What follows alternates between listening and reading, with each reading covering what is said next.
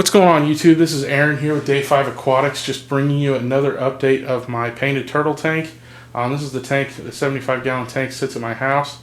I haven't really done a whole lot of talking videos on this tank, just because, I usually just do the videos where I put music to it and just show you close-ups, and, those are nice. Those are mainly for me, though.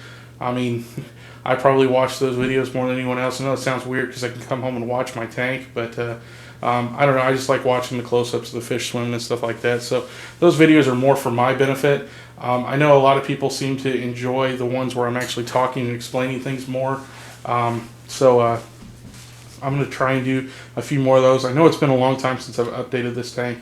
So let me just let you know, do a rundown real quick of the things that are different. Obviously, if you follow this channel, you see all this hornwort and stuff floating in there. There's a little bit of duckweed and a little bit of dwarf water lettuce in there too. But you see all that stuff floating in there. That's new. I had placed an order in January for a bunch of new fish and some new plants. And you can see the new fish in there. Those are giant danios. I know, again, something you can get from your local pet store or from Walmart. I didn't go those routes just because, one, the only thing close to me is a Walmart. The local pet store is an hour away. And some of them, at least the ones that carry giant danios, their tanks are pretty shady anyways. And I can't get them in large numbers. And another thing still, the price on them, if you get them at Walmart, they're like $2 a piece, but at the store, they're, the fish stores or whatever, for some reason they sell them for $3 or $4 a piece. And so it was actually cheaper and less risky for me to order them online from Imperial Tropicals. So I got 15 of them, put them in this tank, and then I ordered a pound of hornwort, and I didn't know what I was getting into. And this is only half of that pound of hornwort. You can see there's a ton of it. There's actually was a ton more that came in, but the turtle's eating it too. But they sent me 2 gigantic bags. One of them's in the other tank in my office, and you'll see that next update video I do for that tank. But yeah, so we've got a bunch of hornwort in here. We've got 15 giant danios that I added. Now, for the people that keep turtles and that are serious about keeping turtles and know what fish are safe for turtles to eat and what aren't, I know giant danios are on that list of fish that aren't really good for turtles. They carry something called thiaminase, and for those of you that don't know what thiaminase is, it's an enzyme that blocks. I want to say it blocks the turtle's ability to properly process thiamine or something, like absorb thiamine. Which is really important for turtles. They need to develop some neurological disorders and stuff like that. If they have too much of it, it's the same stuff. It's in goldfish. It's in rosy red feeders. All things that aren't good for turtles to eat. Really aren't good as feeder fish at all. But I know giant danios have that. But on top of that, I also know this turtle. I know his ability to fish, or I should say his inability to fish. I know how fast giant danios are. I've kept him for years. And I just know that he may be able to surprise 1 or 2 of them here and there, and that's not going to hurt him. But for the most part, they're way too fast for him. He gave up trying after about 30 seconds of going after them. Just realized real quick that they were too quick. Same way with the swordtails. He doesn't go after them anymore. He just realized he couldn't catch them, couldn't get them.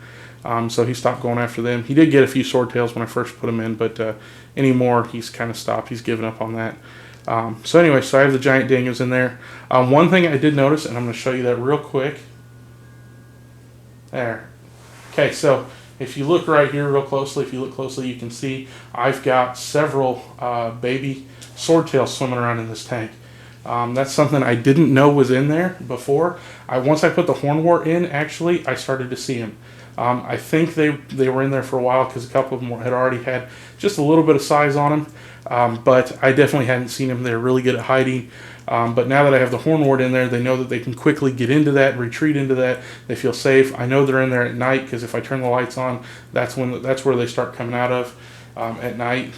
So I know they hide in the hornwort. It makes them feel safe. It is safe for them. The turtle can clamber around in there, but he can't really get at them. And so now that I have that in there, I'm seeing them a whole lot. They're starting to put some size on. I've got 6 at my last count. I know I have at least 5 of them left. One of them may have gotten sucked up into the hose when I was doing a water change.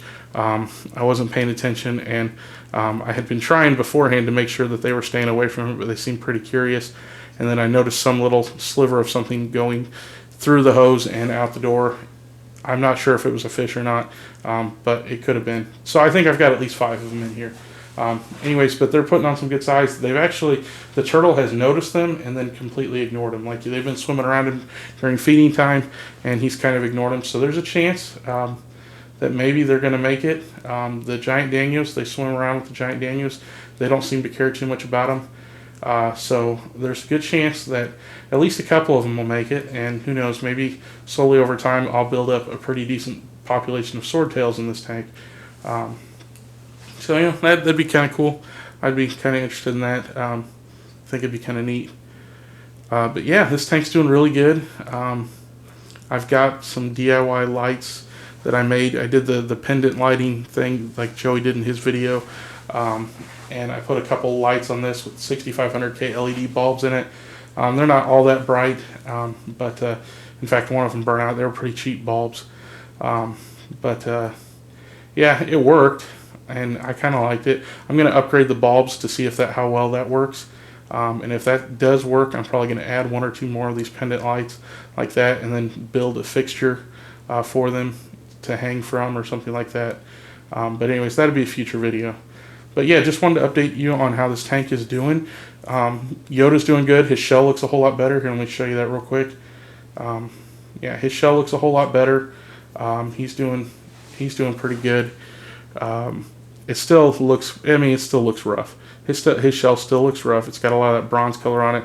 There's some definite signs that he's getting ready to shed some of his shell. He shed a few pieces of it off, kind of flaked off over time. And I know we're still months away from, his shell being back to healthy, but he's been basking. He's got a good UVB bulb, and so it's just a matter of time. His diet's been, his diet's good. His diet's nice and healthy. So he's getting his greens, he's getting his vegetables. He's got a good staple diet. So yeah, it's just a matter of time. He's active as all get out.